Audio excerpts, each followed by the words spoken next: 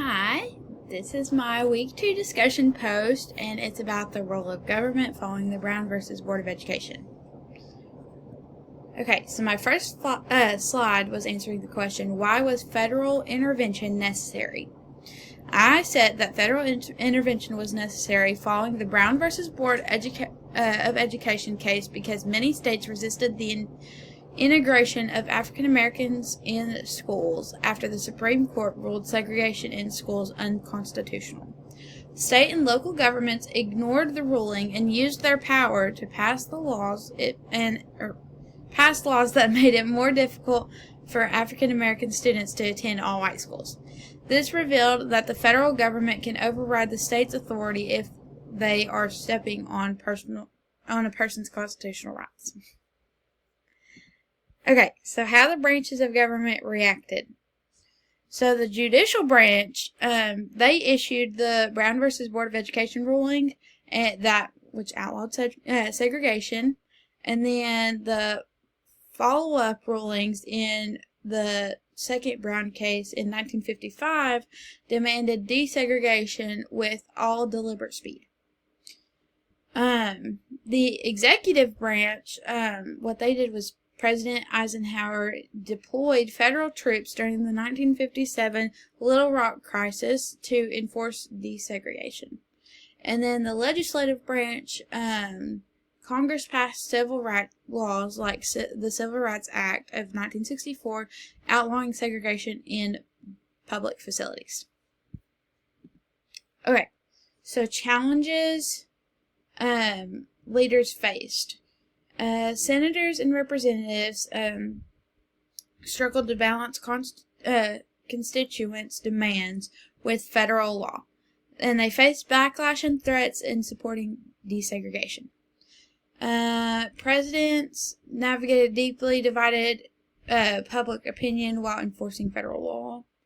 An example of that is President John F. Kennedy took a firm stand on civil rights, particularly during the 1962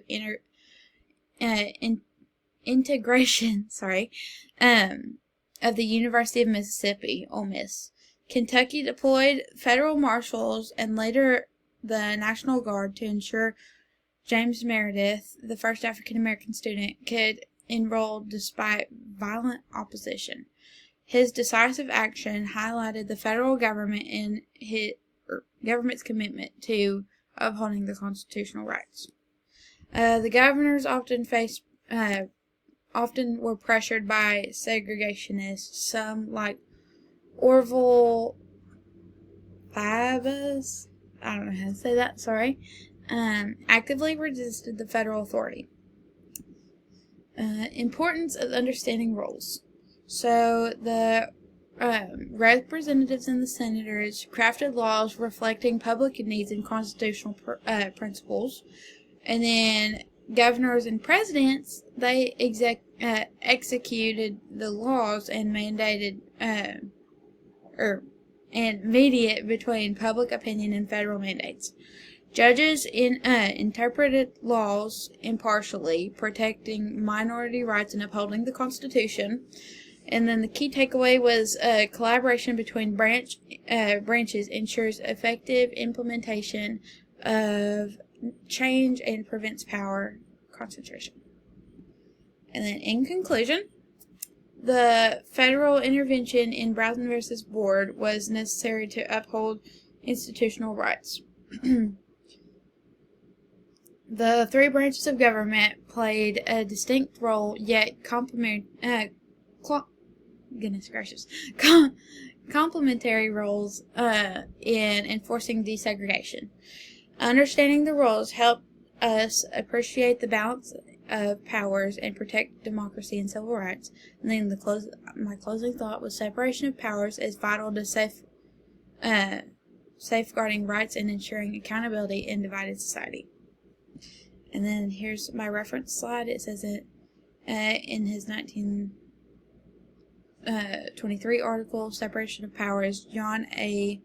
Farley, I think, discusses the complexities of applying the separation of powers doctrine in modern governance. He notes a clean-cut scientific analysis of government functions as a basis of the fixed plan of political organization is probably impossible, highlighting the challenges in strictly